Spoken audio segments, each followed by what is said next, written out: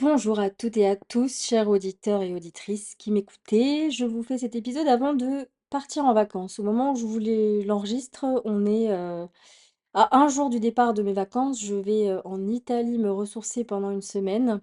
Ça va faire du bien, j'en ai besoin et j'ai besoin de plus que d'une semaine pour, pour me ressourcer. Donc je vais, pendant tout le mois d'août, ne pas publier de contenu sur le podcast. Je préparerai la rentrée. J'ai vraiment besoin d'une vraie pause. Là, au moment aussi où je vous enregistre le podcast, il y a de l'orage et je peux vous dire que j'en suis très très très très heureuse parce que l'été, c'est vraiment pas ma saison préférée. Moi, je suis une meuf de l'automne et que là, avec les canicules qu'on se prend de plein fouet et qui sont prévues, hein, on était avertis depuis des années, voire des décennies, que on allait se prendre 1,5 degré dans la tronche. On y est et ça fait mal. J'en souffre beaucoup. Mon habitat n'est pas du tout adapté et voilà, donc là, il pleut et vraiment, ça fait du bien l'air frais. Pourvu que ça dure, même si oui, en Italie, je vais avoir des chaleurs aussi. Bref, pourquoi je vous fais cet épisode avant de partir? Parce que déjà, j'avais un petit peu envie de vous partager. Comme vous savez, le podcast, c'est quand même un espace très intime pour moi, de vous en dire un peu plus sur ce qui se passe, notamment parce que j'ai pris la décision cette semaine de désinstaller l'application Instagram à partir de demain. Donc là, on est jeudi et à partir de demain, vendredi, on sera le 17 juillet, mais bon, vous aurez cet épisode un peu plus tard. Je vais désinstaller Instagram pour une durée illimitée, indéterminée, on va dire plutôt, parce que j'en ai ras-le-bol. Voilà, ça a été une décision qui a été très longue à prendre, donc elle a été mûrement réfléchie parce que ça faisait des mois et des mois que c'était en trame de fond cette histoire d'Instagram, que je me voyais ne plus avoir l'envie de créer du contenu, participer à toute cette mascarade avec des contenus créés avec l'IA, avec cet algorithme qui change tous les 4 matins, et j'en avais marre de vivre sous algorithme. Et puis je voyais aussi que je scrollais beaucoup, que j'étais vraiment... Vous savez, il y a des images avec des visages qui sont absorbés sur un écran de téléphone. Ça me fait penser aux détraqueurs dans Harry Potter. Mais c'était vraiment ça. Je me disais, oh, j'y vais juste 5 minutes où j'allais faire un truc sur mon téléphone qui n'avait rien à voir avec ça. Et bim, je finissais sur Instagram et c'était parti pour un scroll qui durait une heure et demie. Mais en fait, c'était pas possible. Parce que moi, je vois que déjà, je perds de la mémoire à court terme. Et ça, je suis convaincue que c'est corrélé à l'usage des réseaux sociaux et je l'ai vu hein, quand j'ai arrêté plusieurs fois en fait l'usage des réseaux sociaux pendant genre un mois, etc. J'ai vu l'acuité mentale qui revenait, la mémoire, etc. Beaucoup plus de précision intellectuelle. Et ça, j'ai besoin que ça revienne. Ah, tiens, il se remet à pleuvoir, peut-être que vous allez l'entendre dans le podcast. Petite ASMR de pluie. Et donc voilà, et ne serait-ce que pour la santé mentale, c'était devenu en fait très anxiogène. Et là, il y en a qui me disent: «Oui, mais tu sais, tu peux changer l'algorithme et il te montrera ce que tu veux». Bullshit, parce que j'ai essayé plusieurs fois de changer l'algorithme en essayant de consommer un contenu différent. Ça n'empêche que je vois quand même les mauvaises nouvelles, que je vois les trucs anxiogènes, que je vois aussi tout le contenu qui se ressemble de plus en plus, parce que les gens le créent, on va pas se mentir, avec l'IA, et ça participe à des choses auxquelles je n'adhère pas. Et en fait, ce truc anxiogène, je n'arrive plus à le gérer parce que je suis en colère. Et là, je pense que l'été qu'on vit avec les canicules, les séries de canicules qu'on a, ça amplifie cette colère parce que je vois que bah, on continue à prendre des jets privés, pour la coupe du monde dans 3 pays différents alors que, les forêts brûlent. Je vois que, il y a toute la biodiversité, les animaux, les arbres, la nature qui se meurt et tout le monde tout le monde s'en fout. Je veux pas dire tout le monde, parce qu'il y en a qui militent et qui sont, heureusement là pour, avoir un peu de rébellion et conserver, ce qui nous reste de cette planète et essayer de la sauver. Mais en fait, je vois que ce sont toujours les mêmes au pouvoir qui prennent les décisions, qui prennent des mauvaises décisions, qui n'en ont absolument rien à foutre de ce qui se passe. Je vois les sommes colossales investies dans l'IA, mais je me dis à un moment donné: «Mais pourquoi fait-on tout ça?» Et moi, je suis dans l'incompréhension totale par rapport à la bêtise à laquelle on fait face. Je vois de plus en plus d'ignorance. Alors, il y en a toujours eu, mais là, j'ai l'impression que c'est en train de dépasser des sommets. Et ça me fait penser au film Idiocratie, bon, que un film que j'ai pas du tout aimé, que mon chéri m'a fait regarder il y a pas longtemps. Mais le message de fond est là, c'est-à-dire qu'on est quand même sur une société qui devient de plus en plus débile, qui pense de moins en moins par elle-même, qui développe pas sa pensée critique. On a de moins en moins de moins en moins le c'est pas qu'on n'a pas le droit de dire ce qu'on pense, mais dès qu'on dit ce qu'on pense et que ça sort un peu du cadre, tout de suite, voilà, il y a tout qui s'oppose et les gens qui font des raccourcis et ça, il y a plus de débat, en fait. Donc on préfère rien dire et c'est dangereux, en fait, quand on commence à ne plus avoir envie de s'exprimer parce qu'on sait très bien qu'un tel va dire: «Oui, mais gna gna gna, moi c'est comme ça. Oui, mais moi on m'a dit que c'était ça» et en fait, c'est épuisant. Vous voyez? Je pense qu'on sent le ras-le-bol dans cet épisode. J'en ai ras-le-bol de d'Instagram. Voilà. Et pourquoi ça a été une décision si difficile à prendre? Parce que je suis sur Instagram depuis des années. Moi, vous savez, moi j'ai commencé sur Instagram, c'était l'époque où, je me rappelle très bien quand j'ai commencé sur Instagram, c'est parce que j'étais en Angleterre. Ça date quand même de, 2014 si je ne m'abuse. J'étais en Erasmus à Southampton dans le sud de l'Angleterre et j'étais en train de faire un régime. Oui, parce qu'à l'époque, voilà, comme d'habitude, j'étais dans, des troubles alimentaires, je voulais perdre du poids, et j'étais, dans des trucs restrictifs et j'étais allée sur Instagram.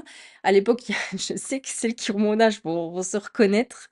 Il y avait une plateforme sur internet qui s'appelait aujourd'hui.com que j'adorais et après on a basculé sur Instagram et il y avait genre les hashtags Insta régimeuse, blablabla et on se retrouvait, on se motivait comme ça en postant des photos de nos repas, de notre évolution, de notre poids, etc. Voilà, c'était une autre époque et du coup c'est comme ça que j'ai atterri sur Insta. Après j'ai eu un compte de voyage où je partageais bah voilà mes voyages hein, comme son mot l'indique. Là je pense qu'on était plus quand j'étais en permis vacances travail au Canada où j'étais plus présente là-dessus. Ça a peut-être un peu commencé avant, pendant mon interrail en Europe. Mais bref, je partageais des photos de mes voyages, sur Insta et puis, ben, on a vu, hein, toute l'évolution que ça a pris Instagram et moi après c'est devenu en fait, mon canal de communication principal pour mon activité d'entrepreneur que j'ai lancée en 2021 et c'est devenu mon premier canal d'acquisition client. J'utilise un terme très marketing, vous le voyez, pour, heu, pour faire des ventes, pour avoir des clients, me faire connaître et cetera. Donc quand on sait que ça, c'est un canal important dans mon activité, forcément, on y réfléchit à 2 fois avant de décider de tout couper. La différence, c'est que parfois, j'ai eu des coupures Instagram où je annoncé que voilà, je déconnectais pendant un mois ou et cetera. Là, je sens que c'est différent. Là, je sens que j'ai vraiment besoin de breaker avec Instagram. Au moins pendant tout l'été, voire même jusqu'à la fin de l'année, voire même plus, ne pas y revenir. Ce serait, le rêve en fait et développer, ailleurs en fait, d'autres choses. J'ai le podcast, j'ai, une liste d'emails privés, voilà, j'ai une newsletter, j'ai, récemment créé un Substack parce que j'avais envie de partager des billets d'humeur et je suis tombée sur Substack et donc je me suis dit: «Bon voilà, je me lance, je sais pas combien de temps ça va durer, mais j'ai voilà, je vais créer des choses à travers le podcast et à travers mes emails en espérant que voilà, ça développe aussi mon audience et tout ça». Mais je suis pas très inquiète parce qu'en parallèle, j'ai eu toute une réflexion sur l'entrepreneuriat et j'ai décidé et je remercie en fait ces canicules parce que c'est là où je me suis dit: «Il faut arrêter d'avoir envie de construire des choses et là, il faut passer à l'action, c'est maintenant». Où je me suis dit j'ai toujours pensé que oui, il va falloir apprendre à vivre en autosuffisance, à, sortir un peu, du moule de cette société, à être autonome et cetera. Je trouvais ça chouette, les gens qui parviennent à le faire. Je pense qu'ils ont tout compris. Mais ça restait de l'utopie pour moi, peut-être un rêve et donc là, je me suis dit: «C'est possible, mais ça sera pas possible en restant dans la situation dans laquelle tu es» parce que, bah, aujourd'hui, j'estime que mon entrepreneuriat ne me permet pas d'investir dans un bien qui m'est propre, d'acheter tout ce que j'aimerais acheter pour, mon bien-être, ma santé et cetera. Je dois toujours faire des choix et j'en ai marre de ces micro-décisions et de ces choix à faire quotidiennement pour, gérer, mon temps, mon agenda, mon budget et cetera. Donc oui, il y a beaucoup de liberté de temps effectivement quand on est à son compte et on a personne au-dessus de soi et c'est merveilleux et j'ai quand même la capacité de vivre dans une ville très chère qui est Annecy et tout ça. Mais c'est pas suffisant et en plus, c'est parce que je diversifie mes activités, c'est-à-dire que j'ai longtemps proposé des accompagnements, des coachings et tout ça. Là, j'ai lancé des lectures de thèmes astrologiques, j'ai fait du human design, j'ai créé des sites web, j'ai fait énormément de choses. J'ai eu plein de casquettes. Je suis encore binôme avec une entrepreneur où je l'aide dans les coulisses de son entreprise et donc j'ai encore un partenariat, une collaboration avec quelqu'un comme ça. Et puis, je fais aussi des extras en restauration dans un brunch sur Annecy et c'est quand même ça qui me paye mes factures, on va pas se mentir, qui me paye le plus gros de mes factures. Toujours en freelance, bien sûr, toujours à mon compte, mais n'empêche que voilà, il y a plusieurs activités différentes et on fait ce qu'on peut pour s'en sortir et pour maintenir un niveau de vie qui est quand même assez élevé déjà par défaut sur Annecy parce qu'on a des loyers qui sont quand même très chers si on n'a pas envie de d'être en coloc ou tout ça et d'avoir son propre appart, ça a un coût, on va pas se mentir, plus l'inflation, plus tout ça et cetera. Voilà, toi-même tu sais. Donc tout ça fait que j'ai me suis posé beaucoup de questions sur l'entrepreneuriat et est tombé dans ma main, enfin est tombé dans ma main, j'ai emprunté un livre à la bibliothèque qui s'appelle «Les vertus de l'échec» de Charles Pépin, qui est un philosophe et ce livre, je vous le recommande fortement, c'est une véritable masterclass sur l'échec, la culture de l'échec que nous n'avons pas en France. Je vous ai déjà fait des épisodes sur l'échec, je crois et je m'en suis rendu compte qu'en fait, je me sentais en échec par rapport à mon entrepreneuriat, que je me butais à vouloir rester dedans alors que mes valeurs, mes envies, ce qui m'anime profondément a évolué depuis 5 ans et que je continue en fait à construire un quotidien qui est basé sur des ambitions et des volontés qui n'existent plus. Donc tout ça nécessite, à mon sens, pour moi, un effondrement de ce qui existe pour pouvoir aller chercher ce qui est cohérent avec qui je suis aujourd'hui, avec comment j'ai évolué. Et c'est très, très dur de se détacher d'une identité, hem, qui est rassurante, qui est connue depuis longtemps, qui est confortable, de cesser quelque chose, entre guillemets, «qui fonctionne». Je dis entre guillemets parce que franchement, niveau vente, dernièrement, cette année, c'était pas non plus, ouf ouf, hein. Comme je vous l'ai dit, hein, c'est mes extras, en restauration qui me payent mes factures. Donc, oui, il y a des rentrées d'argent. Quand j'ai annoncé les lectures de thèmes, ça a bien marché, tout ça. Mais en fait, j'ai de l'épuisement qui fait que j'ai plus la disponibilité mentale d'être là comme je le voudrais et j'ai toujours arrêté de faire les choses quand je savais que je n'étais plus là physiquement et mentalement pour les faire bien. Ce qui on en arrive là, en fait. Le problème aussi de l'entrepreneuriat et on n'en parle pas assez, c'est qu'on déconnecte jamais de son activité. On est toujours en train d'y penser, même en vacances, on a des idées. C'est épuisant, en fait, c'est épuisant. Donc là, en fait, j'ai besoin de quelque chose que j'ai rejeté pendant longtemps, c'est-à-dire la stabilité, l'ancrage, potentiellement de trouver un CDI pour pouvoir investir dans des choses concrètes aujourd'hui qui me font envie et dont j'ai besoin pour une liberté plus tard. Donc c'est la capacité que je devais devoir avoir à faire, à fournir un effort sur quelque chose qui n'est pas inné chez moi en pensant long terme, voilà, et pas en pensant, immédiat. Ce qui est très difficile pour le cerveau, parce qu'on a tendance à aller satisfaire des plaisirs immédiats, au détriment d'une vision plus long terme et de conséquences long terme. Mais là, je vis un cheminement depuis quelques années, notamment depuis, mon retour, de mon voyage où je voulais partir en PVT en Australie, où j'ai plein de remises en question là-dessus et je sens que j'arrive à un aboutissement et que là, j'ai acté une décision qui est très importante, même si ça a l'air de rien, de couper Instagram. Ça a des conséquences dans mon activité, dans ma visibilité, dans tout ce que j'ai construit jusqu'à aujourd'hui depuis 5 ans, en fait. Mais je sais que ça va me faire beaucoup de bien. Je sais que, je vais être challengée parce que je vais devoir trouver autre chose et essayer de m'épanouir dans autre chose. Mais je vois aussi tous les bénéfices que ça va m'apporter. Je vois le sacrifice, mais je vois aussi les bénéfices que ça va m'apporter. Et en fait, j'ai toujours tenu quand j'avais un objectif qui était vraiment viscéral.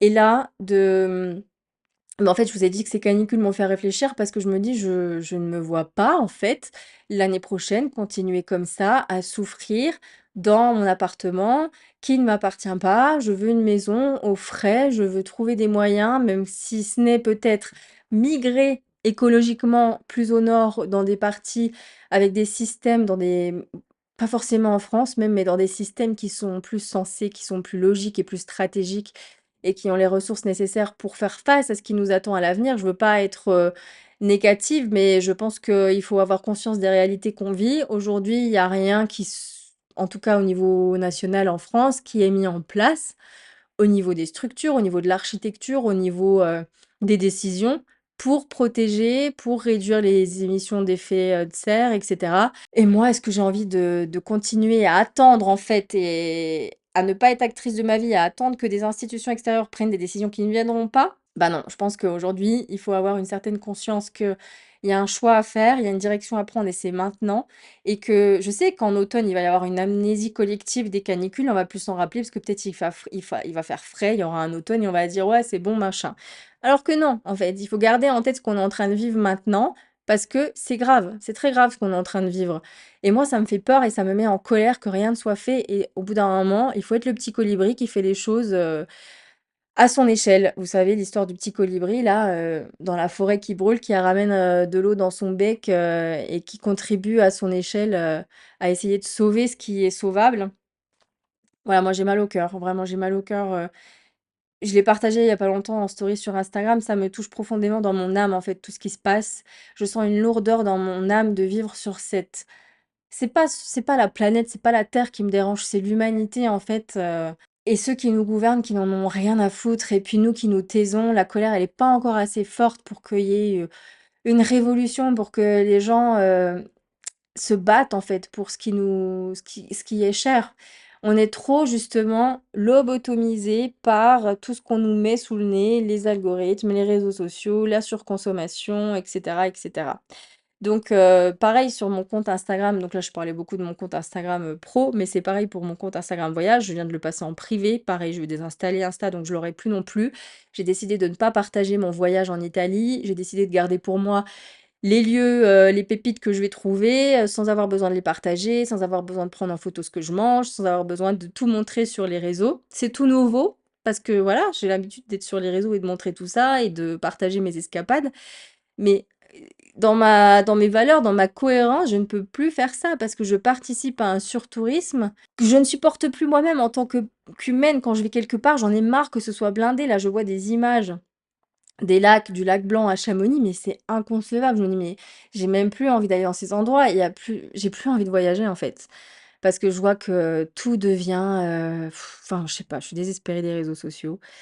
Il y a des belles choses, il y a, de l'intelligence aussi sur les réseaux sociaux. Je suis très heureuse des contacts que j'ai faits. C'est pour ça aussi que c'est dur parce que je quitte, quelque chose qui m'énerve, mais je quitte aussi des liens qui se sont noués dans le virtuel et parfois dans le réel avec des rencontres qui se sont faits sur les réseaux sociaux et grâce à ça, j'ai pu connaître des belles personnes, j'ai pu avoir des clientes très chouettes et je suis reconnaissante aussi pour ça. Mais en fait, dans la balance, enfin, le caractère anxiogène, le stress et la colère que ça m'apporte est trop lourd que tous les bénéfices et les plaisirs que j'y trouve. Donc je sais que celles avec qui on a noué des liens, on va se retrouver ailleurs, elles sont dans ma liste email, on a des contacts WhatsApp, on va garder le contact. Mais là, il faut s'avouer que moi, j'en peux plus d'être la marionnette d'un algorithme et de contenus qui me font mal en fait, qui me créent des angoisses et des peurs. Donc le but, c'est pas de couper complètement du monde, faut avoir conscience quand même de ce qui se passe un peu dans ce qui nous entoure et dans l'environnement dans lequel on vit. Mais je sens que ça va me faire du bien et que je vais pouvoir me concentrer sur autre chose, que je vais pouvoir récupérer mon focus, ma capacité d'attention. Ça, c'est important aussi, que je vais récupérer de la mémoire parce que c'est une drogue, c'est une addiction et je pense que le mieux, hein, c'est complètement de couper. Voilà. Voilà où j'en suis, donc potentiellement, il y a des choses qui vont changer à la rentrée. Je vais, chercher un emploi, je vais chercher à me fixer. Il y a déjà quelques opportunités qui arrivent. Je vais aller essayer d'en saisir d'autres peut-être aussi. J'attends de voir ce qui se développe.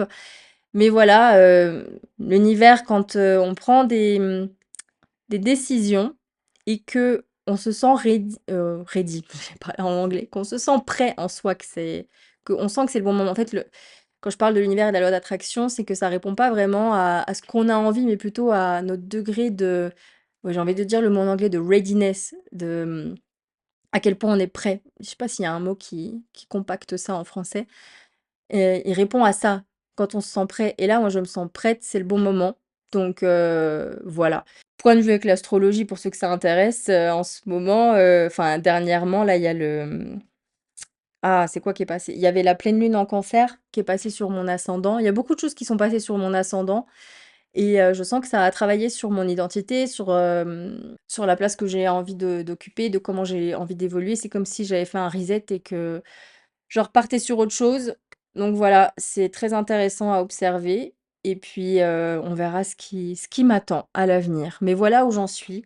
Donc grosse pause au mois d'août. Le podcast, ça va perdurer, ça c'est sûr. Que j'ai un travail ou pas, ça reste un plaisir et puis j'ai déjà eu, des jobs salariés en ayant déjà le podcast, donc j'ai toujours maintenu le podcast. Donc je serai là, je serai au rendez-vous et puis en attendant, moi je vous souhaite un bel été. Prenez soin de votre santé mentale, prenez soin de votre corps, de vous, de votre âme. Allez, vous nourrir de ce qui vous met vraiment en joie, de ce qui vous apaise aussi, surtout dans ces temps très difficiles. Et voilà, on se dit à très vite. Je vous embrasse et prenez soin de vous.